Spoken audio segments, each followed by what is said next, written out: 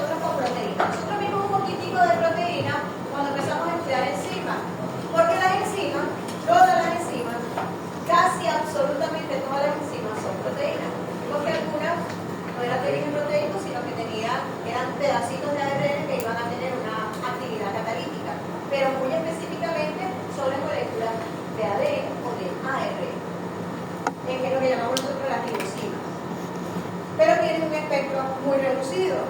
La mayoría de las proteínas que nosotros utilizamos son de origen de las enzimas son de origen enzimal.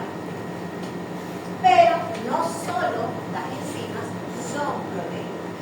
Vivimos hablando de la proteína, debemos consumir proteína, tanto sí, tanto no, el animalito lo debe consumir o no lo debe consumir, cómo le balanceo a la proteína. ¿Dónde? Mi pregunta hacia ustedes es, o por qué son importantes, o dónde tenemos nosotros proteínas. ¿Por qué dentro del metabolismo de las moléculas nosotros hablamos de las proteínas? Además de las enzimas, ¿qué otras cosas son proteínas? A ver.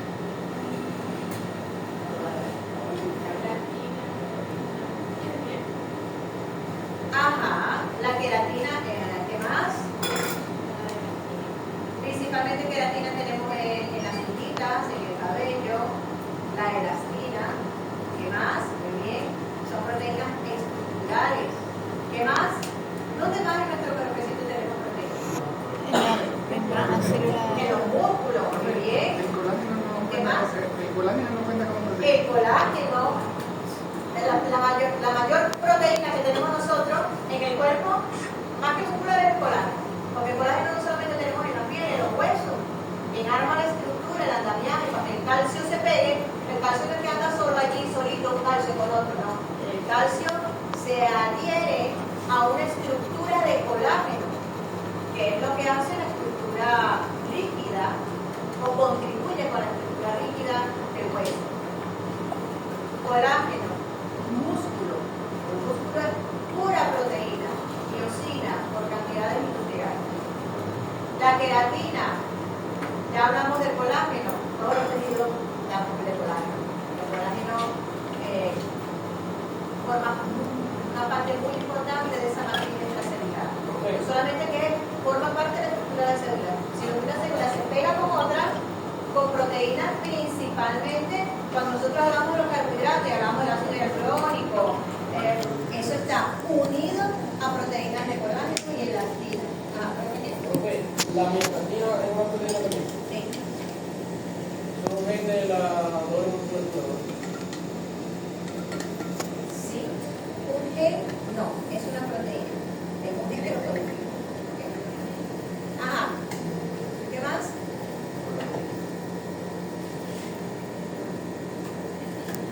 ¿Qué más? Ajá, ¿qué es la oxitocina? Pero la oxitocina no es proteica. Bueno, la oxitocina sí es proteica, perdón. Me dijeron oxitocina y no sé por qué pensé en el óxido nítrico. Ok, la oxitocina es una proteína. ¿Y qué es la oxitocina? ¿Es una proteína con qué función? Adenina, guanina, citosina. Esto no la Ok, ve. ¿cómo actúa esa molécula que tiene una acción sobre otro cuerpo? Una relaja, ¿cómo se llama? Suelta las Los cadenas de vasos ADN. sanguíneos, ¿qué hacen los músculos? Las cadenas de ADN. Realmente no las Adenina, relaja, guanina, los citosina, contrae, adenina. induce la contracción muscular. ¿Qué más? ¿Y qué es eso? Una proteína que tiene efectos sobre otras células y las induce a hacer, a moverse, a producir. ¿Qué es? Una hormona.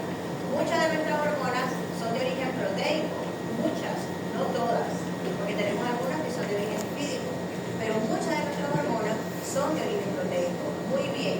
¿Qué más? Seguramente no sea, pero yo estaba leyendo el otro día, algún tipo de anticoagulante del mismo cuerpo funciona como proteína. Sí.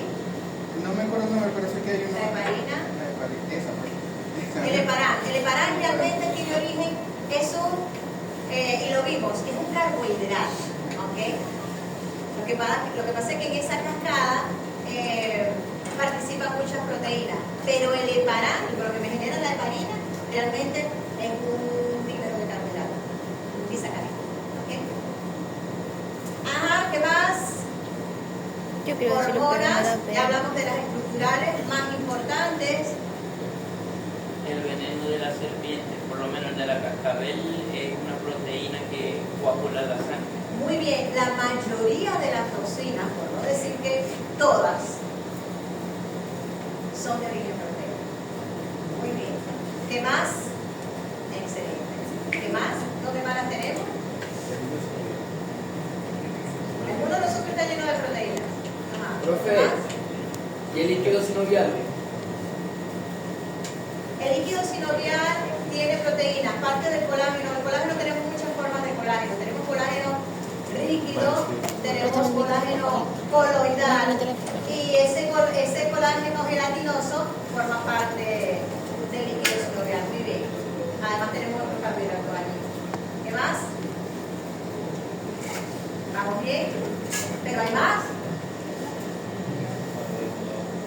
¿Qué más? ¿Qué más? ¿Qué más? La quitina y la hemoglobina.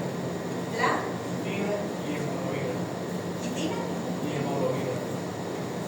Son proteínas. La hemoglobina sí, pero la quitina no. ¿Dónde vimos nosotros la quitina? En los insectos que les mato. Ajá, y estaba formado por Carbohidratos. glucosamina. Entra dentro de los polisacáridos, de los polisacáridos. Profe, Combinar con eso. profe, ¿cómo se llama? Quitina y queratina no es lo mismo, porque no confunden. Algunas especies de insectos tienen en proporción mayor cantidad de proteína que la carne de animal, o sea, de vaca y todo eso. ¿Cómo se llama eso? O sea, en proteína para el cuerpo humano. Al consumirlo.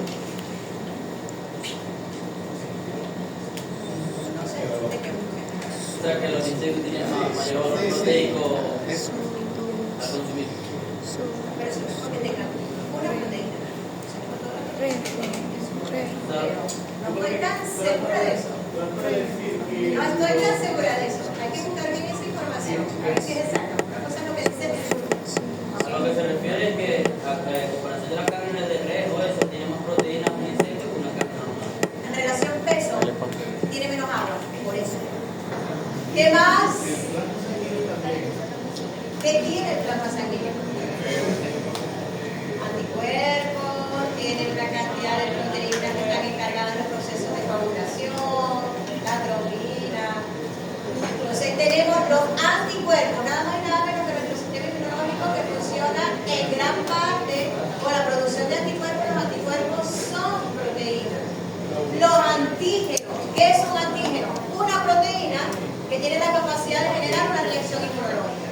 Nosotros reconocemos a los entes extraños, bacterias, virus, parásitos, o con incluso la hemoglobina, y el músculo está mioglobina, pero ambas son proteínas globulares. La hemoglobina es un poquito más grande, tiene 4 subunidades, la mioglobina tiene 2, es un poquito más pequeña. Ok. Pueden estar, por favor, Sofía, o que yo he quedado hacia ti si quieren, Ok. Fíjense que cuando nosotros habíamos hablado del metabolismo de los carbohidratos, habíamos dicho que ese metabolismo de los carbohidratos iba a depender de la fuente de alimento que iba a tener un organismo. Igualmente de las proteínas. El destino de las proteínas va a depender, o el metabolismo de las proteínas va a depender de qué coma ese animalito. Dijimos que como fuente de energía para los humanos, y dijimos que esto ya no era cierto. ¿Por qué? Porque ya se ha comprobado que nosotros podemos obtener más energía a partir de las proteínas. Lo que pasa es que no es, vamos a decir, las proteínas tienen tantas funciones que son importantes que su función principal no es la producción de energía. Nosotros utilizamos casi cualquier cosa para producir energía. Cuando el cuerpo no tiene disponible carbohidratos. Eso funciona para el ser humano y funciona para la mayoría de los monogástricos, pero no para todos. ¿Por qué? Porque los monogástricos, que son carnívoros, su dieta principalmente es proteína y su metabolismo va a estar en función de lo que come y cómo lo puede metabolizar. Y en el caso de los rumiantes, siempre los mencionamos porque la dieta natural de los rumiantes realmente no es muy alta en proteína, es baja en proteína. Entonces, así como hacíamos con la glucosa, que lo que hace el rumiante es valerse de su microbiota para que le procese un poquito lo que está comiendo y él poder absorber lo que realmente necesita, eso ha sido un proceso evolutivo de simbiosis entre los microorganismos y los rumiantes. Igual es con las proteínas. El rumiante tiene la capacidad de digerir proteína, pero como la proteína que consume es poca, tiene que obtenerla de los carbohidratos. ¿Y quiénes hacen ese trabajo de transformar esos carbohidratos en proteína? Los microorganismos. Los microorganismos tienen la capacidad de producir lo que llamamos nosotros un aminoácido, que es lo que constituye la proteína, de nuevo. Agarro un excreto carbonado, agarro un nitrógeno, lo uno y pongo un aminoácido. Eso lo hacen los microorganismos. Y tienen una gran ventaja, que los aminoácidos que son esenciales para nosotros, es decir, que no tenemos la capacidad de sintetizar y debemos consumirlos, los microorganismos la fabrican. Entonces, los rumiantes, su dieta principalmente es de carbohidratos. ¿Qué va a ser su metabolismo? Estos carbohidratos ciertamente yo voy a obtener a partir de ellos algo de glucosa. Pero yo voy a utilizar otra parte de esos carbohidratos para producir la proteína que no está ingiriendo, pero que sí necesita para funcionar. Porque igual que cualquier monogástrico necesita hormonas, anticuerpos, enzimas, tiene que fabricar, tiene que sintetizar proteína. ¿De dónde puede? No lo pregunté. ¿De dónde nosotros consumimos proteína? ¿De dónde adquirimos nosotros proteína? De la carne. De la carne, de los huevos, ¿qué más? De los granos. Ah, del pescado, ¿de dónde más? Solamente de productos de origen animal. De los granos. ¿Como cuáles? Ok, principalmente los granos porque tienen buenas fuentes de proteína. Maíz. Pero nunca como la fuente de origen. Sobre todo que tenemos algunas otras ventajas allí con respecto a las vitaminas, principalmente B12, que es más biodisponible la que viene de hidratada.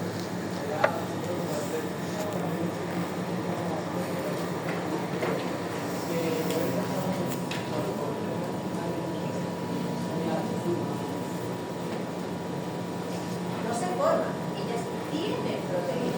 Los cereales tienen proteína, las legumbres tienen proteína, los granos tienen proteína, uno más que otro. Lenteja, un poco más que la caraota. Sí, pero no tiene la cantidad proteínica que tiene, por ejemplo, la leche. Ellas varían en su cantidad de proteína. Pero, sin embargo, la proteína de origen animal le da una ventaja, o el alimento de origen animal le da una ventaja, que es la extracción de algunas vitaminas que son sumamente importantes para nosotros, como la cobalina, que es la B1, que participa bastante en el metabolismo. De las legumbres la contiene, pero es menos biodisponible por la forma en la que está asociada a otros completos, es menos disponible que la que está en la proteína del origen animal. Pero bueno, es un comentario. Por ejemplo, antes pudiera obtener su fuente de proteína a partir de la ingesta, por ejemplo, de cereales o de algunas leguminosas. Pero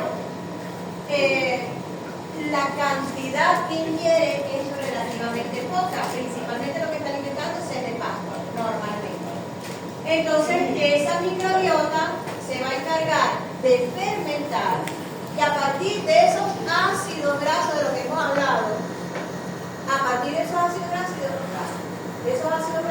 de cadena corta, que llamamos ácidos grasos volátiles, ellos pueden tomar, por ejemplo, el ácido acético o acetato para construir aminoácidos. Ya vamos a ver cómo lo hacen. Lo hacen igual que como hemos hablado nosotros en metabolismo. Lo meten en el ciclo de Krebs y del ciclo de Krebs yo puedo sacar muchos aminoácidos.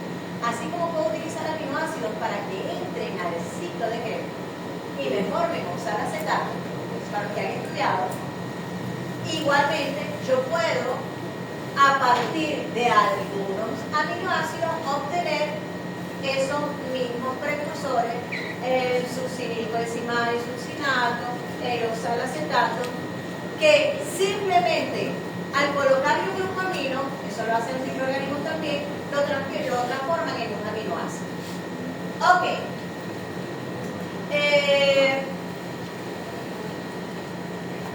Los que son carnívoros no necesitan hacer ese proceso, porque inmediatamente por procesos digestivos ellos van a obtener sus aminoácidos que van a necesitar para construir todo lo que necesitan. Muy bien, la siguiente. Aquí tenemos toda la diversidad funcional de la que nosotros hemos hablado. Yo solamente digo lo siguiente, o hago el comentario. Son tan importantes las proteínas para todos los seres vivos, que lo que el ADN tiene es instrucción para fabricar y controlar la fabricación. El ADN tiene la receta para fabricar cada una de las proteínas y obviamente tiene las instrucciones en qué sentido, cuándo las voy a producir, cuándo voy a expresar o cuándo no voy a expresar los genes. ¿Ok? Lo que hace entonces, no fabrica lípidos, no fabrica carbohidratos, lo que fabrica son proteínas. Las proteínas se van a encargar de generar todo lo que nuestro cuerpo necesita. Estoy hablando de todos los seres vivos, cadenita animal, cadenita vegetal y microorganismos. Ya nosotros hablamos estructurales, ya mencionamos el coral, el suelo, el volano, la gelatina, la elatina, las enzimas, las superconductores. Hormonas, las hormonas tiroideas, neurotransmisores, adrenalina, y todo lo que ustedes se puedan acordar, GABA, transportadores. Cuando hablamos de transportadores de lo que necesite ser transportado, sobre todo vía sanguínea y a través de la célula. Todo lo que yo tengo en la membrana celular que me va a dejar pasar o no algo, además de la membrana, nosotros tenemos una membrana que es semipermeable, de origen lipídico, que va a dejar pasar prácticamente por difusión lo que sea apolar y pequeño. Puede pasar, puede discutir con esa membrana. Pero lo que tenga carga polar tiene obligatoriamente que pasar por los transportadores. Todos los transportadores, absolutamente todos los transportadores. Cuando hablamos del GLUT, del GLUT2, del GLUT4, del GLUT5, todos son de origen proteico. El CLGT es de origen proteico. Son proteínas que van a regular ese paso. Y cuando yo voy a transportar una molécula no soluble, no sangre, ¿quién va a estar ahí? Por ejemplo, la albúmina. La albúmina es de origen proteico. Ustedes no lo saben. Cuando me hablaban del plasma, ¿qué tiene el plasma? Ciertamente es muy proteico. Una de las proteínas que más tenemos es la albúmina. Y la albúmina se va a encargar de transportar, por ejemplo, lípidos, ácidos grasos, de cadenas relativamente cortas, porque tienen otra forma de transportarse, además de la albúmina. Pero los ácidos grasos, que son pequeños, los transporta la albúmina, porque ellos son hidrofóbicos, no son liposómicos. Y nuestro gran transportador, que ustedes acaban de hablar, es la hemoglobina. ¿Qué transporta la hemoglobina? Vamos a despertar esas neuronas. ¿Qué transporta la hemoglobina? Ok. Allá atrás, Juliana, ¿qué transporta la hemoglobina? ¿De qué se encarga de transportar la hemoglobina? ¿Por qué es tan importante para un ser vivo de origen animal? Son los que tenemos hemoglobina. ¿Qué transporta la hemoglobina?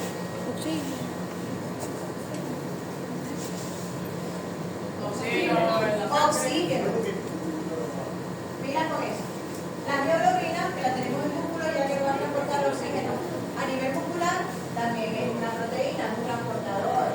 Inmunoglobulina, ya lo mencionamos, que son los anticuerpos. Toxinas, por allá lo mencionaron, excelente. Y los antibióticos también son de origen proteico, no los habíamos mencionado. La siguiente, por favor. Las toxinas de las serpientes son malignas, por decirlo así, si se utilizan en la sangre.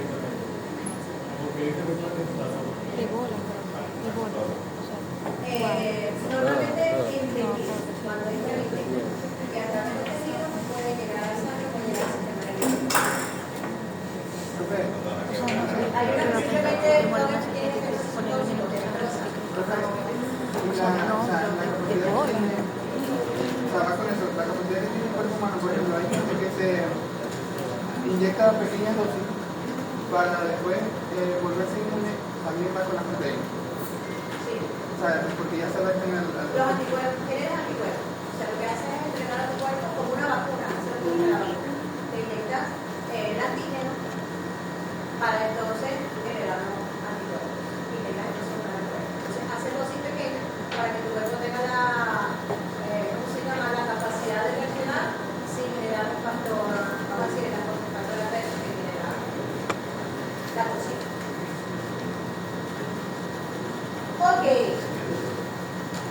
Cuando nosotros vamos a hablar de proteínas, indudablemente que tenemos que hablar de aminoácidos, porque las proteínas están constituidas por aminoácidos.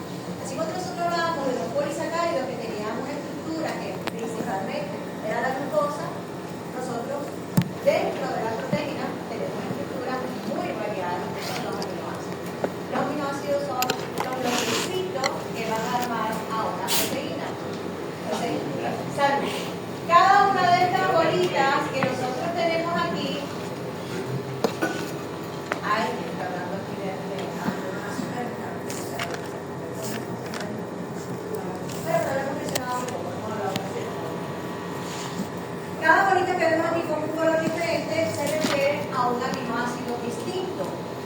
Esos aminoácidos se van a unir para formar una proteína. Eso no lo hacen al azar, sino que con las instrucciones que tiene el ADN a través de un proceso que se llama síntesis proteica, hay una estructura que son los ribosomas que van a ir incorporando el aminoácido que le dice la instrucción que debe incorporar.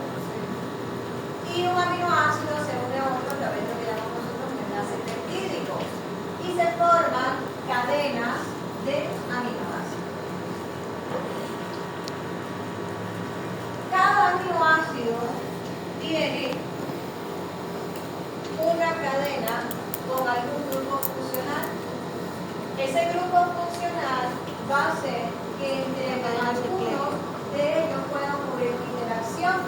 Por ejemplo, si yo digo que estas amarillitas que están aquí son una cisteína, que es un aminoácido, ellas tienen un grupo tiol que es un azufre, SH. Ellas generan puentes de hidrógeno entre ellos. Entonces, normalmente cuando yo tengo cisteínas, ellas se van a reconocer y van a generar una interacción de tipo puente de hidrógeno. Entonces, van a pegar la proteína. Entonces, dependiendo de lo que tengan los aminoácidos en sus cadenas laterales, se van a inducir plegamientos que me van a generar una estructura globular. No siempre me van a generar una estructura globular. Hay estructuras que son regulares, tanto que presentan el modelo de Adán. Tenemos estructuras que son regulares y me van a generar en formas específicas que la vamos a ver, hélices, unas estructuras laminares, pero también tengo esta estructura que llamamos nosotros la estructura globular y que correspondería a una, vamos a decir, a una tercera fase de ese proceso de pegamiento de la proteína. Nosotros llamamos aminoácidos a los bloquecitos que Cuando a mí conforman la no me da proteína. fácil. Si esa proteína es pequeña, la llamamos peptídeo. Cuando a mí no Si me da tiene fácil. entre 50, vamos a decir, entre 2, ya cuando yo tengo 2 aminoácidos, eso yo lo llamo peptídeo. Puedo tener desde 2 hasta 50 a 100. Cuando a mí no me Llega da hasta 100 fácil. aminoácidos, esta cadenita llega hasta 100 aminoácidos, la llamo peptídeo. Si es más larga, la llamo proteína. Pero lo dije, aquí tenemos lo mismo, pero escrito dibujado de una forma distinta. Yo tengo una cadena de aminoácidos que se van a unir a través de los enlaces peptídicos que ya vamos a ver, ya lo hemos visto. Y esto va a conformar realmente lo que llamamos nosotros la estructura primaria de la proteína. Entonces, ¿qué va a ser la estructura primaria? Simplemente la secuencia de aminoácidos que tiene esa proteína. Dependiendo de los aminoácidos que yo tenga y de las estructuras o de las cadenas que ellas tengan y que puedan interaccionar, me van a formar unas estructuras, lo que llamamos nosotros la estructura secundaria de la molécula de proteína. Si es regular, nosotros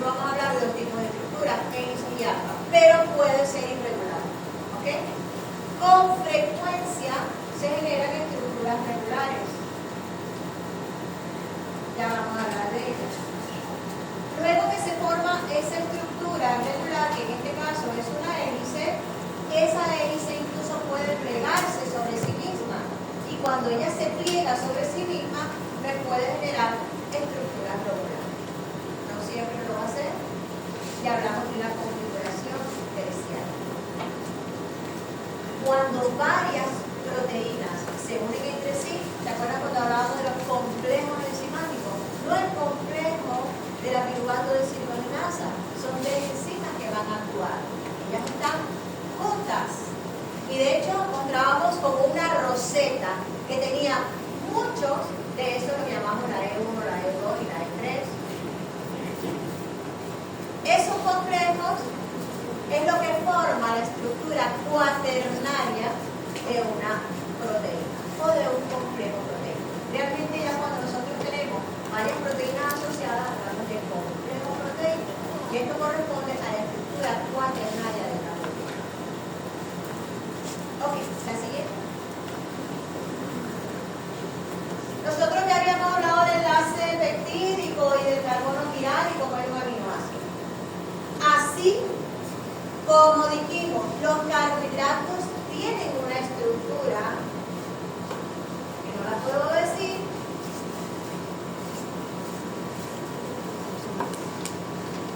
que los caracteriza. ¿Por qué? Porque tiene muchos de estos y además tiene un grupo funcional que es característico de ellos. Los aminoácidos también.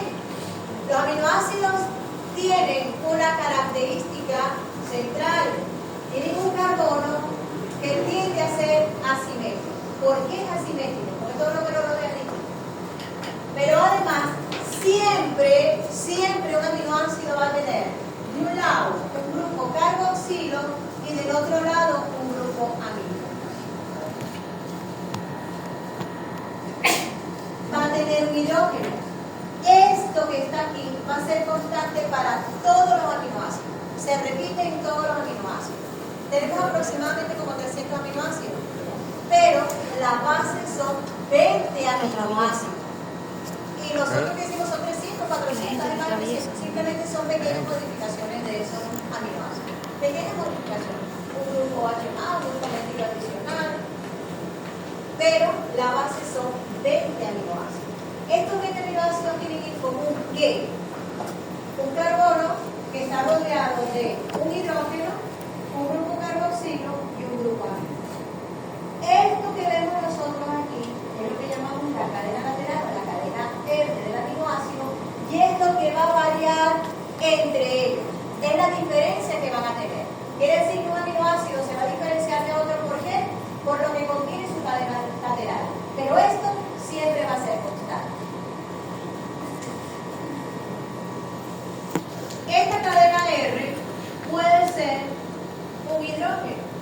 En el caso que sea hidrógeno, ese carbono deja de ser. ¿Ya? Es el aminoácido más sencillo que tenemos nosotros. Pero el resto, todos van a diferir en lo que tienen alrededor y todos van a tener su carbono quiral.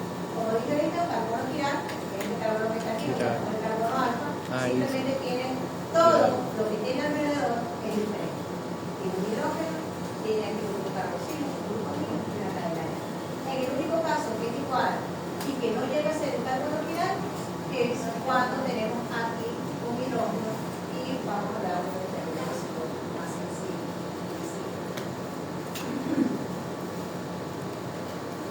La base de una proteína son los aminoácidos. Como dijimos ahorita, puede ser una cadena de 2 o más, mucho más. Tenemos proteínas que son enormes, grandísimas, perdón, y tienen 1000 y pico de aminoácidos. ¿Cómo se une uno a otro? Eso lo hacemos en la síntesis proteica. Hay gasto de energía para la construcción de la proteína. Mucho gasto de energía. Por cada enlace peptídico se gasta ATP. Se gastan 3 o 4 o más ATP. Eso lo vamos a ver cuando hagamos síntesis proteica. Que la van a dar ustedes cuando veamos ácido nucleico. Ok. Un aminoácido se une a otro aminoácido a través de un enlace péptido. Ya lo dije. Pero ¿qué ocurre con cada aminoácido en particular? Yo estoy diciendo, tiene un grupo carboxilo, tiene un grupo amino, tiene un hidrógeno y tiene una cadena E. El grupo carboxilo tiene carga iónica y el grupo amino también. Cuando el carboxilo está protonado, él se comporta como un ácido, porque es capaz de ceder este protón. Y el grupo amino se comporta como una base, porque es capaz de aceptar los protones. Eso ocurre cuando yo estoy a pH fisiológico. Pero normalmente, cuando estoy a pH fisiológico, este grupo carboxilo cede su hidrógeno y este acepta otro, inmediatamente yo convierto esto en una base y esto en un ácido. Por su capacidad de aceptar o ceder. Esa particularidad hace que un aminoácido en un momento determinado pueda ser utilizado o se pueda comportar como una sustancia motivadora. Nosotros ya vimos lo que era un buffer. ¿Por qué? Porque tiene la capacidad de aceptar protones en algunos casos o de aceptar electrones o de cederlos, vamos a decirlo de esa manera. O los acepta o los cede, dependiendo del pH en el que esté. Pero estamos diciendo que a pH fisiológico tiene un comportamiento.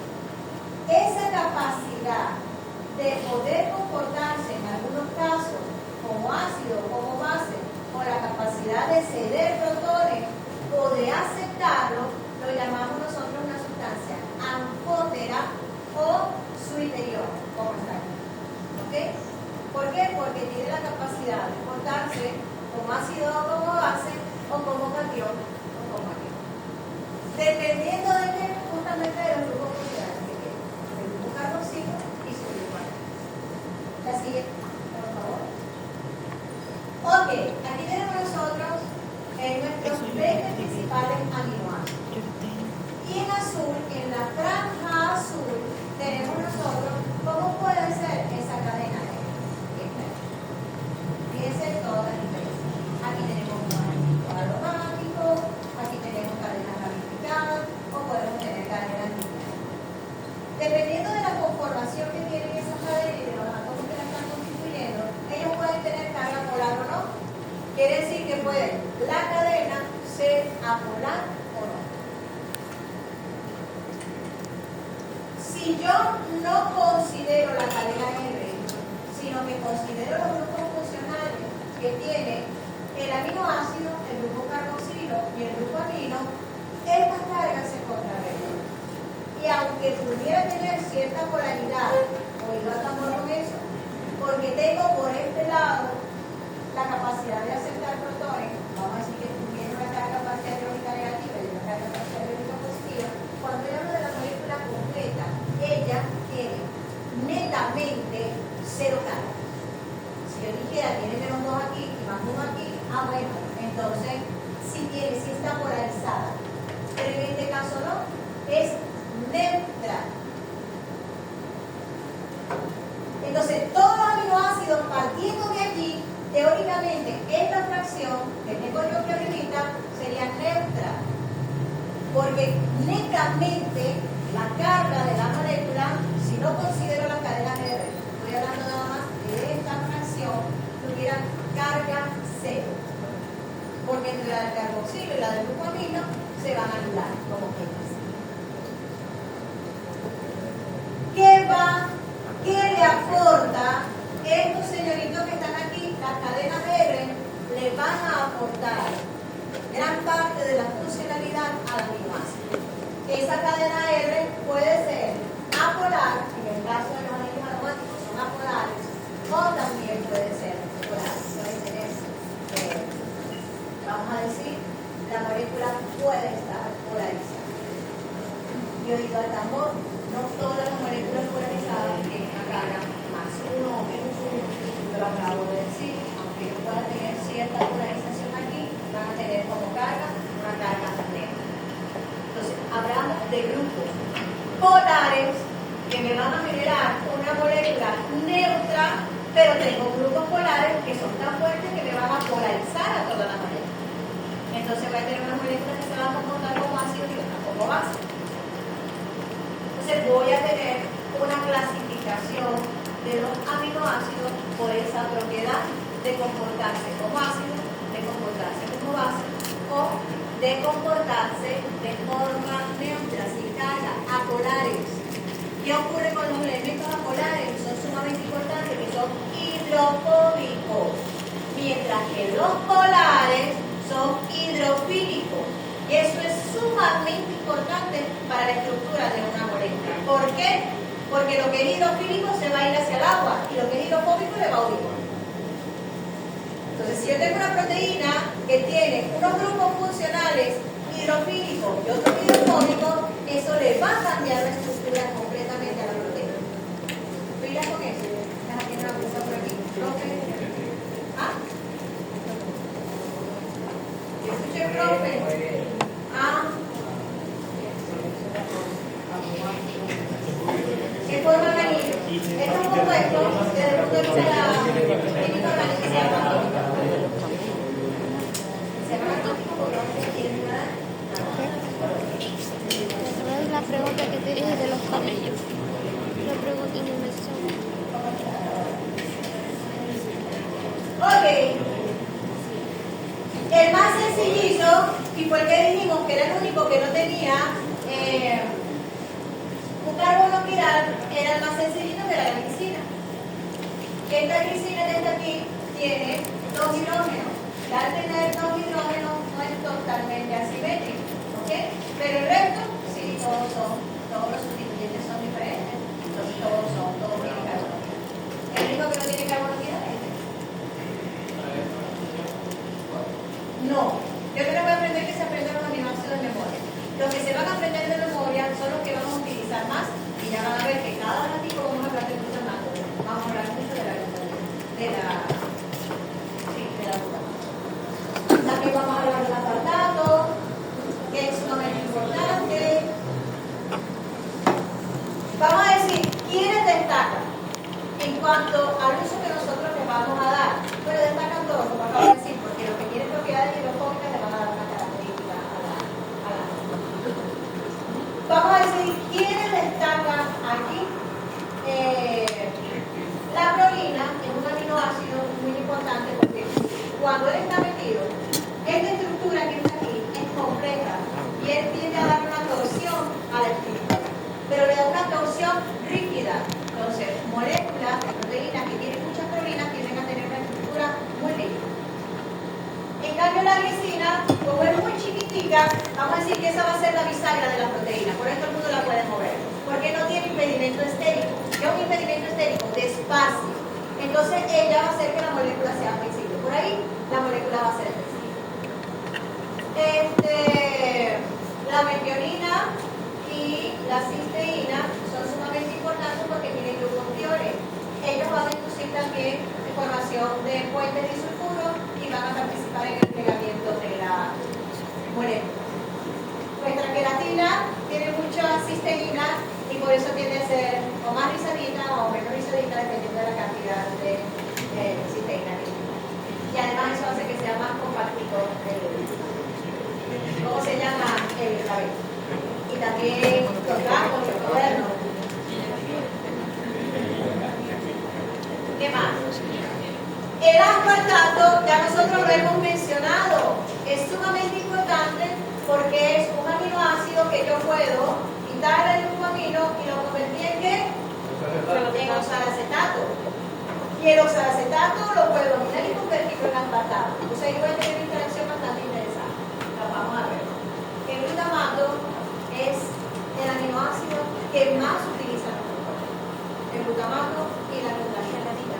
Pero principalmente el glutamato, porque es el que utilizamos para transaminar, ya sea como, como donador de glucosamino o como aceptor de glucosamino.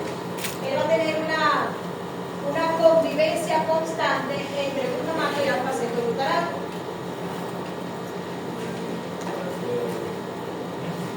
Bueno, el tirosina, el triptofano son sumamente importantes porque son precursores, uno de la adrenalina y el otro de la tirosina de nuestras hormonas tiroideas. Dígalo. Hablando de la queratina, la melanina también es Una proteína, la melanina. Para codificar melanina tenemos, eso es un carácter poligénico. Tenemos mucha gente que codifica. Por eso tu piel puede ser morena, clara, morena pura, blanco, translúcido, en fin. Pero tenemos muchos alelos para ese carácter. Mira translúcido, Ok, esto es un cuadro distinto de lo mismo. Simplemente tenemos una clasificación de los no polares o alifáticos, que habíamos dicho. Los que tienen una carga iónica negativa, dentro de eso quienes actúan como base, quienes actúan como ácido, los que no tienen carga. Aquí esencial, esta es solamente la teoría, pero tenemos más esenciales, lo vamos a ver un poquito más adelante. La siguiente, por favor. Ok, cuando ya nosotros vamos a armar nuestras moléculas de proteínas o nuestros péptidos, dependiendo de si es pequeño o grande, simplemente lo que hacemos es construir. ¿Cómo construimos? Con unos bloquecitos. Unimos un aminoácido con otro. Un aminoácido con otro. Eso se hace a través del enlace peptídico. El enlace peptídico está formado por el grupo carboxilo de un aminoácido y por el grupo amino del otro aminoácido. Como se han podido dar cuenta en todas las imágenes que he pasado, los aminoácidos, en el momento de plasmarlos, de escribirlos, siempre se plasman con el grupo carboxilo hacia el lado derecho y el grupo amino hacia el lado izquierdo. Yo voy a generar un enlace peptídico entre el grupo carboxilo de un aminoácido o el grupo amino de aminoácido vecino. ¿Quién hace esto? Esto se hace en el ribosoma. Una de las unidades catalíticas del ribosoma se va a encargar de generar el enlace peptídico. Y en el ribosoma es el que se va a encargar de ir incorporando cada uno de los aminoácidos y la instrucción la formación de este enlace, en el momento que se forma este enlace, se libera una molécula de agua. Esa molécula de agua está formada por hidrógeno que proviene del grupo amino y un agregado del grupo carboxilo. Lo tenemos plasmado aquí, la nubecita en la forma de acá. Fíjense cómo y en este lado del ángulo, si no se le da lo es lo mismo que está plasmado aquí. Se libera una molécula de agua y se genera entonces un enlace.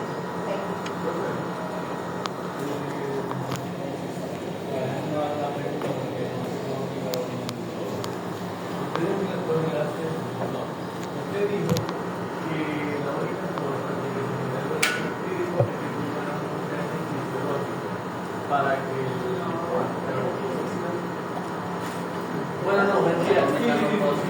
No, mentira. Hay que estar primando y haciendo tanto eso. Es lo que me acuerdo, porque ya va a tener fórmula. Pero eso nada más para uso aquí. Es fórmula. Ah.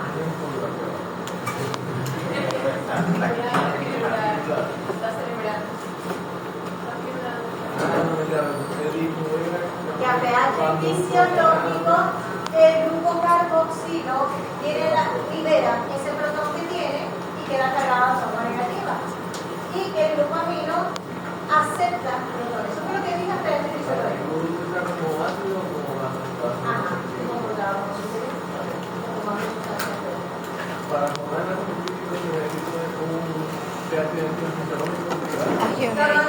Normalmente la célula tiene un pH aproximadamente entre 6.8 y 7.8. Ok, la siguiente por favor. Ok, aquí estamos hablando de lo mismo, pero es importante para que lo vayan fijando. La estructura primaria solamente va a depender, se refiere a cuál es la composición de los aminoácidos. Y aquí cada bolita tiene un nombre. Oído al tapón, ustedes van a conseguir unos aminoácidos que van a ser rotulados de una manera, o con las 3 primeras letras del aminoácido, o con una letra mayúscula. ¿Ok? Lo que pasa es que cuando hablamos de las 3 primeras letras del aminoácido, son las 3 primeras letras en inglés. ¿Ok?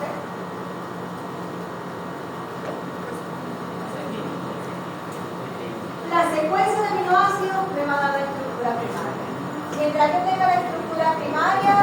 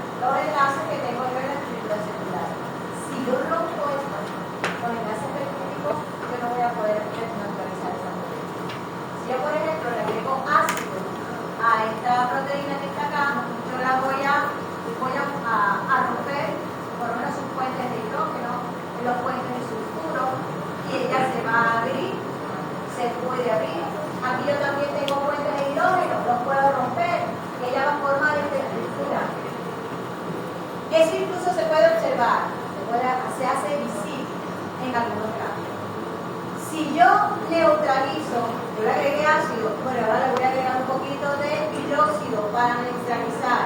Y vuelvo el pH, vamos a decir el pH neutro. Ella, como tiene su mismo aminoácido, ella va a reestructurar su estructura secundaria, terciaria, incluso pudiera formar nuevamente la estructura cuaternaria.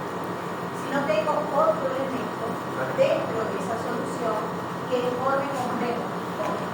Si forma complejo con él, no me va a permitir formar nuevamente la estructura secundaria, cuaternaria, pero si yo tengo la proteína solita a nivel acuoso, ella puede nuevamente conformar. Pero si yo llego a romper el enlace peptídico, acuérdense que quien me forma el enlace peptídico es el ribosoma. Ahí no lo tengo solo una cosa, solo no forma. Entonces me naturalicé totalmente la proteína. No puede volver a su estado. ¿Ok? La siguiente, por favor.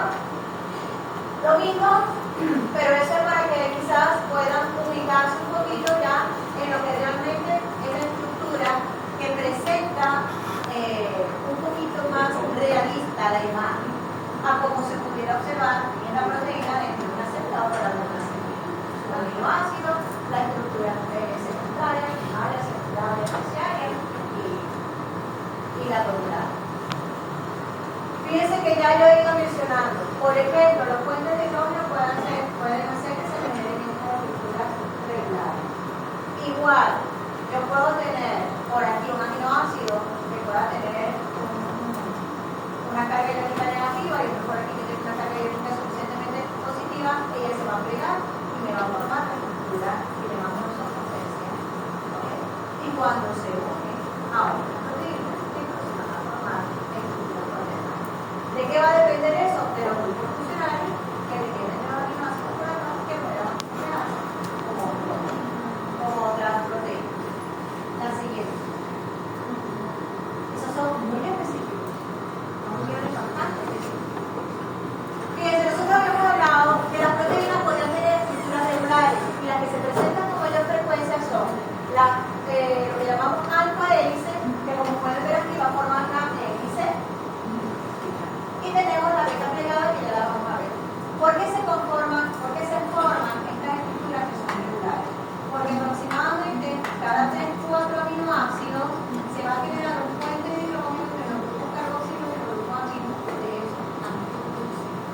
Entonces, como va a ocurrir un puente de hidrógeno que más o menos tiene la misma medida y va a ocurrir de forma regular entre cada 3-4 aminoácidos, entonces se van a formar estructuras que llamamos nosotros regulares. ¿Por qué? Porque eso se repite que van a morir. Entonces me van a formar una estructura regular. Si eso puede ser hidrógeno, se establece entre esa cantidad de aminoácidos que vamos a decir, entre 4 aminoácidos, que va a generar una estructura elíptica. La siguiente, por favor. Fíjense. Esta imagen es importante que nosotros veamos en esta imagen. Esa hélice que yo voy a formar se forma por puentes de hidrógeno que ocurre entre los grupos carboxilo y los grupos aminos del aminoácido. Pero cada aminoácido tiene una cadena R, una cadena lateral. ¿Cómo se va a ubicar la hélice? Si está en un medio acuoso, todas las cadenas laterales que sean hidrofílicas se van a ubicar hacia afuera. Todas las cadenas laterales que sean hidrofóbicas se van a ubicar hacia adentro. Si yo agarro esta proteína y la veo así, la volteo y la veo de forma transversal, longitudinal y transversal, yo voy a ver que la mayoría de las cadenas hidrofílicas son las que se van a ubicar hacia afuera y ellos se van a ubicar hacia adentro. ¿Ok? La siguiente, por favor. Ok. La otra estructura regular. ¿Por qué se llaman regulares? Porque se repiten a lo largo de la proteína. Es la hélice plegada. Esta hélice plegada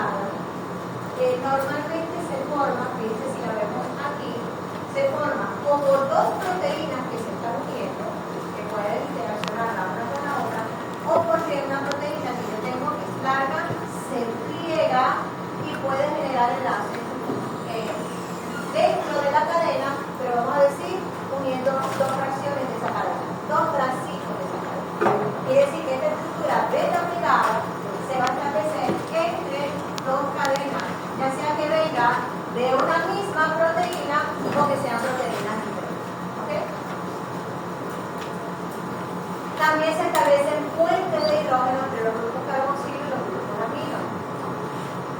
Si esa cadena, fíjense, la tiene una flechita para allá y otra para el lado contrario, es decir, una hacia la derecha y la otra hacia la izquierda. Quiere decir que están inversas. Eso puede ocurrir cuando yo tengo una proteína y ella se va a pegar, ¿ok? De un lado sobre el otro. Yo puedo entonces formar estructuras que son alternas o pueden estar en la misma dirección. En la misma dirección las llamamos paralelas y en direcciones opuestas las llamamos antiparalelas. Cuando las direcciones opuestas, fíjense que son puentes de hidrógeno que se establecen en el grupo carboxilo, el grupo amino, quedan alineados, quedan derechitos, quedan rectos. En cambio, cuando son paralelas, ellos van a quedar en diagonal. Pero ambos me van a formar estructuras plegadas. Finalmente la proteína hace así, hace un pliegue, hace un vértice y se repite ese. La siguiente. Ok, esto es para ver más o menos cómo se establecen los puentes de hidrógeno entre el grupo carboxilo y el grupo amino. Aquí tenemos nosotros, serían antiparalelas para que ellos puedan quedar, vamos a decir, rectos y no en diagonal. La siguiente, no la que se volvió a tocar. Normalmente, cuando tenemos proteínas que son muy grandes, tenemos fracciones de esa proteína que van a tener un tipo de conformación y fracciones que van a tener otro tipo de conformación. Las cintas, esto me forma una hélice alfa y lo que llamamos las cintas planas es lo que llamamos las conformaciones planas. Una proteína puede tener varias de estas conformaciones y me va formando una estructura globular. Ya hablamos de los tipos de enlaces que se generan en cada uno. Aquí hay un ejemplo de este tipo de enzimas. Todo lo que tenemos, perdón, proteínas, todo lo que tenemos aquí son, la mayoría son enzimas. Dimetiricina, ribonucleasas, carboxipeptidasas, lisosima. En el caso de la globulina, que es una proteína globular, una enzimática, es un transportador, y el citocromo-6 también es un transportador. La siguiente, por favor. Entonces, ya vamos a una otra molécula. ¿Qué indica esto? ¿Cuántas hélices tiene su estructura y cuántas conformaciones beta plegadas tiene dentro de su estructura? Aquí tenemos combinaciones y en este caso no tiene. Así.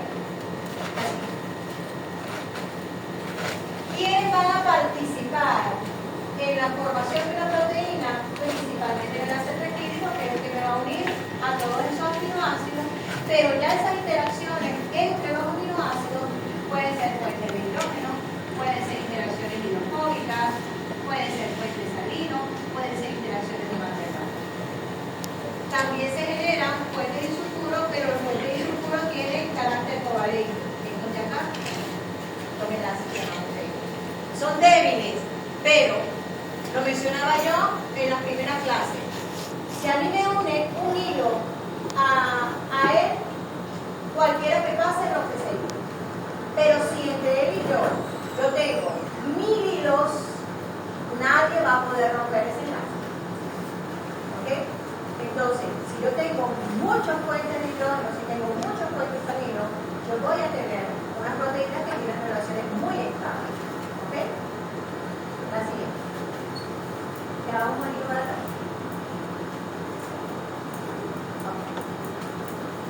Aquí habla de las estructuras secundarias y propiedades de la proteína pilosa.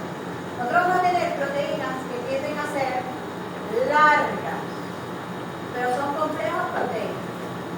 En la mayoría de las maneras que nosotros hemos visto, cuando generamos un complejo o tenemos una estructura cuaternaria, hemos visto una estructura globular. Pero yo puedo tener muchas hélices juntas y no me van a formar una estructura globular, sino que me van a formar una proteína larga, un complejo proteico largo. En el caso del colágeno, en el caso de la creatina, en el caso de la elastina. ¿Qué diferencias hay? ¿Y por qué no tienden a plegarse y formar estructuras globulares? Porque los aminoácidos que conforman esas estructuras fibrosas tienen muchos aminoácidos hidrofóbicos. el ácido hidrofóbico, ellos no se van a fregar, porque no van a recuperar uno con otro, normalmente. A menos que tengan un sistema muy acuoso, que entonces ellos pueden fregar. Pero lo que van a hacer, principalmente, en vez de plegarse así, lo que van es a unirse uno con otro. ¿Vale?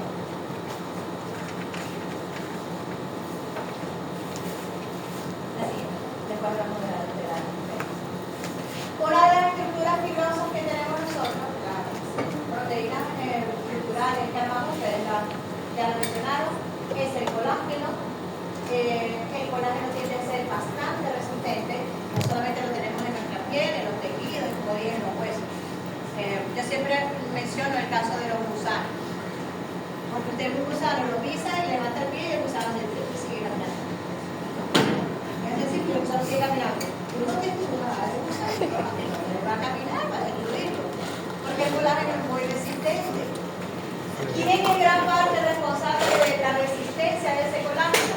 Bueno, primero que realmente yo tengo una hebra de colágeno que está unida a una y forma lo que llamamos nosotros protofilamentos, que son protofilamentos que están unidos a otros y me van a formar una estructura fibrosa compleja.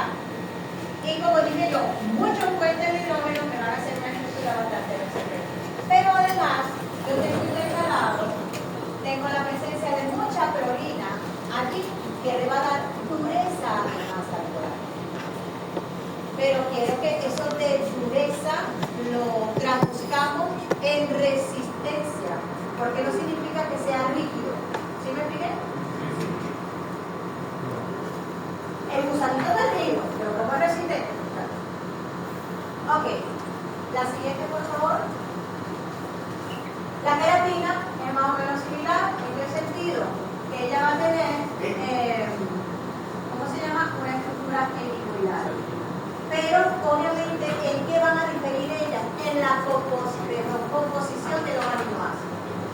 La cisteína, en algunos casos, sí le va a dar dureza, por eso hablamos de cascos, cuernos. Y el cabello, que es bastante resistente, que no aguanta esos pelitos de oro. Fíjense que igualmente son muchas proteínas que están unidas una con otra. Se van a unir a través de puentes de hidrógeno, que ellas normalmente hay también puentes disulfuros, lo que le va a dar cierta rigidez. La siguiente, por favor. Fíjense que tenemos estructuras filamentosas y tenemos estructuras que son regulares. Como su nombre lo dice, lo que van a formar es como una globita, un globito. ¿Qué diferencia existe? La estructura globular le da diferencia funcional. El hecho de ser, nosotros ¿qué ejemplo tenemos fantástico y maravilloso? Además de la hemoglobina, todas las enzimas que nosotros hemos visto. ¿Y qué hemos dicho de las enzimas? Que un bolsillito donde tenemos el ciclo activo que es donde va a reaccionar. Esa estructura globular le facilita los ciclos de interacción para regularse la enzima y para interaccionar con el sustrato. El hecho de ser globular, ya vamos a llegar al proceso. El hecho de ser globular le da la facilidad de tener muchos ciclos de interacciones diferentes para cumplir su función, ya sea un transportador o sea, por ejemplo, una enzima. ¿Qué diferencias tenemos nosotros? En las proteínas globulares, normalmente estas regiones que tenemos por fuera tienen aminoácidos que son hidrofílicos y tienen 8. Quiere decir que las proteínas globulares tienden a ser solubles en agua, mientras que las proteínas fibrosas tienen muchos aminoácidos hidrofóbicos y esas estructuras van a tender a ser insolubles en agua, cosa que le va a permitir tener resistencia. Al ser insoluble y al no tener tanto, vamos a decir, lugares ya sea positivos o negativos para interaccionar, eso le da estabilidad química a la molécula. Entonces estas proteínas estructurales tienen mucha estabilidad química. En cambio, las globulares, que son solubles y que además tienen muchos grupos funcionales interaccionando, justamente le va a dar la facilidad funcional. La siguiente. Ok. Las proteínas, fíjense que cuando nosotros hablamos de los